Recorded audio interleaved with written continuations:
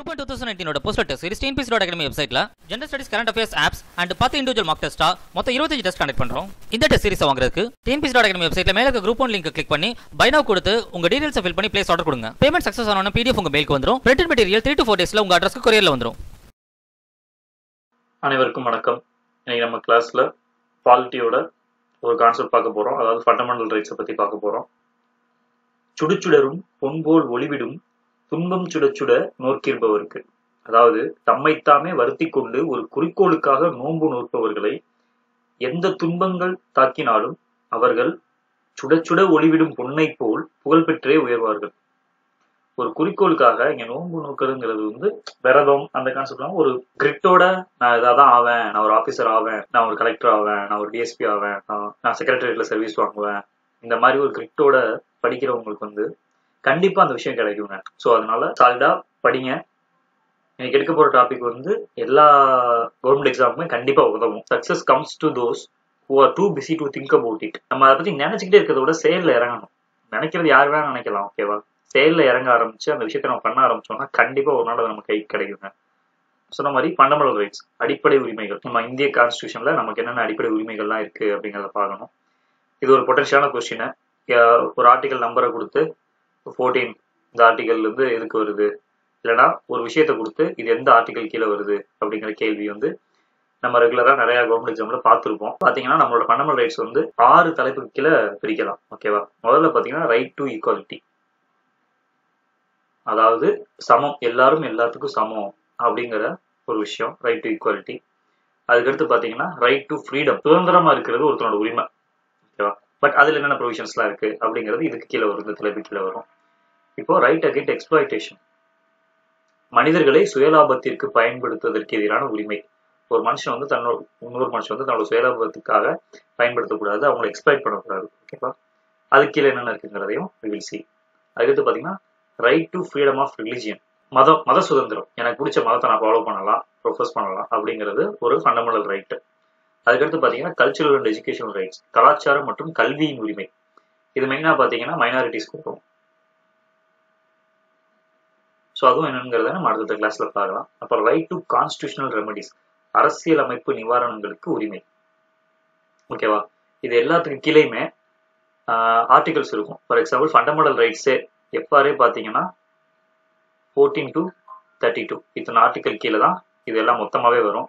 எது கீழே என்னென்ன நம்பர்ஸ் இருக்கு அப்படிங்கிறத மனப்பாடம் பண்றதா நிறைய பேருக்கு பெரிய குழப்பமாகவே இருக்கும். அதை நீங்க மனப்பாடம் பண்ணணும்னா இந்த நம்பரை மனப்பாடம் பண்ணி வச்சுக்கோங்க. இது எனக்கு தெரிஞ்ச மாதிரி நான் எப்படி மனப்பாடம் பண்ணுவேனோ அதையே உங்களுக்குலாம் சொல்லியிருக்கேன்.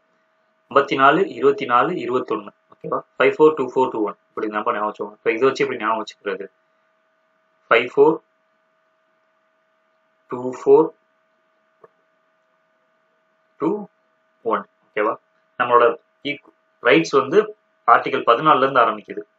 ஸோ 14 14ல இருந்து 18 வரைக்கும் ரைட் டு ஈக்குவாலிட்டி கீழே வரும். இப்போ இதுல இருந்து ஒரு 4 கூட்டுங்க. 19ல இருந்து 22 வரைக்கும் ரைட் டு ஃப்ரீடம்க்கு வந்துடும். அதுல இருந்து ஒரு 2 கூட்டுங்க. 23 24 ரைட் அகெயின்ஸ்ட் எக்ஸ்ப்ளாய்டேஷன்ல வந்துடும். இப்போ இதுல இருந்து ஒரு 4 கூட்டுங்க. 25ல இருந்து 28 வரைக்கும் ஃப்ரீடம் ஆஃப் ரிலிஜியனுக்கு வந்துடும். இப்போ இங்க பாத்தீங்கன்னா கல்ச்சரல் அண்ட் எஜுகேஷன் ரைட்ஸ். இப்போ இதுல ரெண்டு இருக்குங்க இல்லையா? So 29 30 cultural and education rights கீழே வந்துடும். அதுக்கடுத்து பார்த்தீங்கன்னா 1, இதுக்கு இடையில 31 ஆல்ரெடி இருந்துச்சு ப்ராப்பர்ட்டி ரைட்ஸ், அதை இப்போ எலிமினேட் பண்ணிட்டாங்க, ரைட் டு ப்ராப்பர்ட்டி. ஸோ இது அந்த 1 32, ஓகேவா? ஆர்டிகல் 32 தான் பார்த்தீங்கன்னா ரைட் டு கான்ஸ்டியூஷனல் ரெமடிஸ், அரசியலமைப்பு நிவாரணங்களுக்கு உரிமை, ஓகேவா? இப்போ பார்த்துக்கோங்க, 54 24 21 இதுக்கு கீழே 5 ஆர்டிகல் இருக்கு, இதுக்கு கீழே 4 ஆர்டிகல், இது கீழே 2 ஆர்டிகல், இது கீழே மறுபடியும் 4, இது கீழே 2, இது கீழே 1, அது 32. 14ல இருந்து 32 வரைக்கும் நம்மளோட ஃபண்டமெண்டல் ரைட்ஸ். ஸோ இந்த கிளாஸ்ல பாத்தீங்கன்னா ரைட் டு ஈக்குவாலிட்டி, சமநிலை உரிமை கீழே அந்த 5 விஷயம் இருக்குல்ல, அந்த 5 விஷயத்த மட்டும் என்னன்னு இந்த கிளாஸ்ல பார்ப்போம், மற்றதெல்லாம் அடுத்தடுத்த கிளாஸ்ல பார்ப்போம். இப்போ ரைட் டு ஈக்குவாலிட்டி, அதாவது ஆர்டிகல் 14ல இருந்து 18 வரைக்கும். 14 எதை பத்தி சொல்லுதுன்னு பாத்தீங்கன்னா equality before law and equal protection of laws. சட்டத்துக்கு முன்னாடி எல்லாருமே சமம் தான், எல்லாரையுமே சட்டம் சமமா காப்பாற்றும், ஓகேவா? இதுதான் ஆர்டிகல் 14 சொல்றது. சட்டத்துக்கு முன்னாடி எல்லாம் சமம் அப்படிங்கிறத ஞாபகம் வச்சுக்கோங்க. இப்போ சமம்னாலே யாருமே நம்ம டிஸ்கிரிமினேட் பண்ணக்கூடாது, எல்லாரும் சமம் தானே. ப்ராஹிபிஷன் ஆஃப் டிஸ்கிரிமினேஷன், அதாவது பாகுபாடு பார்த்தல். ஓகேவா, இது இருக்கக்கூடாது. ஃபர்ஸ்ட் சமம், அதுக்கடுத்து சமம்னாலே பாகுபாடு பார்க்கக்கூடாதுங்கிறதா சமத்துக்கு. ஓகே, ஸோ சமமா பார்க்கறது வந்து 15, ஆர்டிகல் நம்பர் 15. அந்த பேசிஸ் ஆஃப் எந்த விதத்தை வச்சு ஒருத்தரை பாகுபாடுபடுத்தக்கூடாது, அந்த மதம், இனம், ஜாதி, பால் வேறுபாடு, அதாவது ஆண் பெண் அந்த வேறுபாடு, அண்ட் பிளேஸ் ஆஃப் பர்த், இடம், எந்த இடத்துல பிறந்தாங்கிறத வச்சும் ஒருத்தரை வந்து பாகுபாடு பார்க்கக்கூடாது. இது அப்படி யாரையாவது பாவம் கொடுத்தா ஃபண்டமெண்டல் ரைட்டை வந்து பாதிக்கிறதா இருக்கும், அவங்க வந்து கோர்ட்ல கேஸ் போடலாம். இப்போ இந்த பால் வேறுபாடு சபரிமலை இஷ்யூல வந்து பாத்தீங்கன்னா பொண்ணுங்களை வந்து அதை ப்ராவைட் பண்றது, பால் வேறுபாடு, பொண்ணுங்களை அனுமதிக்க மாட்டோம். ஸோ இதெல்லாம் வந்து நாட்டுக்கு கீழே வந்துச்சு. ஸோ இதெல்லாம் நீங்க மனப்பாடம் பண்ணிக்கணும். ஈக்குவாலிட்டி கேள்வி வர்றதுக்கான பொட்டன்ஷியலான டாபிக் இது. அதுக்கடுத்து பாத்தீங்கன்னா வேலைவாய்ப்பு விஷயங்களில் சமமான வாய்ப்பு. ஓகேவா, அதுவும் பொது வேலை வாய்ப்பு, பப்ளிக் எம்ப்ளாய்மெண்ட், பிரைவேட் இல்லைங்க, பப்ளிக் எம்ப்ளாய்மெண்ட்ல எல்லாருக்குமே சமமான வாய்ப்பு கொடுக்கணும். இது வந்து 16. அதுக்கடுத்து பாத்தீங்கன்னா தீண்டாமையை ஒழித்தல் மற்றும் தடை செய்தல், அன்டச்சபிலிட்டியை ஒழிச்சிட்டாங்க. அது செய்யற அன்டச்சபிலிட்டி பண்றவங்க, யாராவது ஒருத்தர் தீண்டத்தை ஒதுக்கி வைக்கிறது, அது வந்து பண்ணக்கூடாது அப்படிங்கிறது வந்து ஒருத்தருடைய ஃபண்டமெண்டல் ரைட்டு. ஓகேவா, நீங்க ஃபண்டமெண்டல் ரைட்னா யாரு பண்றவங்க இல்லை, பாதிக்கப்படுறாங்க பாருங்க. நீங்க நான் யாரையுமே ஒதுக்க கூடாது, அவங்க வந்து அப்ப மேல வந்து கேஸ் போடலாம். ஓகேவா, ஸோ இது வந்து அவங்களோட ஃபண்டமெண்டல் ரைட். எந்த ஒரு மனுஷனும் தீண்டாமை அப்படிங்கிறது வந்து இது பண்ண முடியாது. நம்ம வந்து சின்ன வயசுல நம்மளோட புக்ல படிச்சிருப்போம், தீண்டாமை ஒரு பாவ செயல் அப்படிங்கிறத நம்ம புக்ல படிச்சிருப்போம். அது வந்து ஆர்டிகல் 17 கீழே வருது. அதுக்கடுத்து பாத்தீங்கன்னா ராணுவம் மற்றும் கல்வி இந்த இரு துறையில் பெரும் பட்டத்தை தவிர்த்து வேறு எந்த பட்டத்தையும் பெயரோடு இணைக்கக்கூடாது. Abolition of titles except military and academic. For example பாத்தீங்கன்னா இப்போ மிலிட்ரியில வந்து மேஜர்னா இப்போ கார்த்திக், மேஜர் கார்த்திக்னு சொல்லிக்கலாம். ஓகேவா, அதே மாதிரி இன்ஜினியர், டாக்டர் இதெல்லாமே படிச்சு வாங்கினது. அதேமே வந்து ஒருத்தர் வந்து நான் இன்ஜினியர் ரமேஷ், நான் வந்து டாக்டர் கவிதா, ஸோ இந்த மாதிரி அவங்க சொல்லிக்கலாம். பட் வித் எந்த விஷயத்தையுமே வந்து ஒருத்தங்க இது பண்ணக்கூடாது. இது எதுக்கு அபாலிஷன் வந்துச்சு அப்படின்னு பாத்தீங்கன்னா இந்த சர்பட்டம், அப்புறம் இந்த ஆண்டே அப்படின்னு சொல்லுவாங்க ஜமீன்களை, இந்த மாதிரி விஷயங்கள், அப்புறம் ஒருத்தருக்கு ஒரு பிரிட்டிஷ்காரங்க காலத்துல ஒரு பட்டம் கொடுத்துட்டு இருந்தாங்க, அதை ஃபுல்லா அழிக்கணும். ஏன்னா ஒரு வேறுபாடை காமிக்கிறது, அது ஒரு ஈக்குவாலிட்டியை காமிக்க மாட்டேங்குது இல்லைங்களா.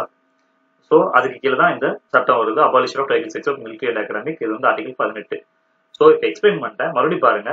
ரைட் ஆஃப் ஈக்குவாலிட்டி, சமநிலை. ஓகேவா, ரைட் டு ஈக்குவாலிட்டி, எல்லாருமே சமம், சமத்துவம் அப்படிங்கிறது. ஸோ எல்லாருமே சமம். ஃபர்ஸ்ட் என்னது, equality before law. Equality before லானா அவங்களை வந்து டிஸ்கிரிமினேட் பண்ணக்கூடாது, நோ டிஸ்கிரிமினேஷன். அந்த கிரவுண்ட்ஸ் ஆஃப் என்னென்னு பார்த்துட்டோம். அதுக்கடுத்து பார்த்தீங்கன்னா வேலை வாய்ப்பு, டிஸ்கிரிமினேட் பண்ணல, அவனுக்கு வேலை கொடுக்கணும்ல, எல்லாருக்குமே ப்ராப்பராக வேலை கொடுக்கணும். வேலை கொடுக்குற இடத்துல அவனை வந்து இது பண்ணக்கூடாது, பப்ளிக் எம்ப்ளாய்மெண்ட் ஞாபகத்தை வச்சுக்கோங்க.